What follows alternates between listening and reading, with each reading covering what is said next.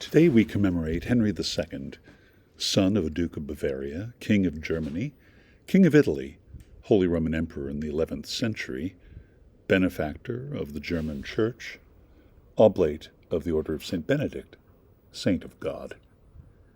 Today we read of David, who we noted yesterday had secured one half of Saul's kingdom after the former's death, Judah, Jerusalem, and south, while Ishbosheth controlled Israel, north of Jerusalem, into southern Lebanon. 3 kings, the same story. Empire, struggles for power, marriage alliances, plus ça change. It's the same today. Let's try to learn something. Enter Abner. In the passages preceding this one, I keep the passages brief in the daily message. Always feel free to read aloud and read around by clicking the link in the citation.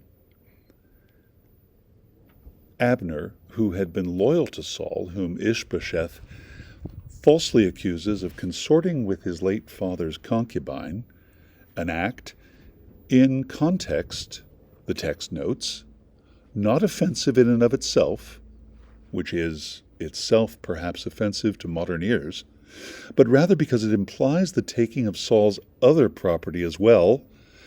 Yes, I know. Context. Abner is offended. He didn't do it, and turns coat. He offers his loyalty to David, and David is ready to accept. And David has a condition. He won't see Abner unless he brings David's wife Michal, Saul's daughter, whom Saul had taken and given to another man while David was off fighting the Philistines. Saul had only given her to him grudgingly. He had hoped his offer of her in marriage would bring David's death. He would give David his daughter for the price of 100 Philistinian foreskins. Yes, I know. David took his men, slew 200 Philistines, and came before Saul and counted all 200 items in front of him, and took his daughter. I just asked for my wife's hand and offered her a ring.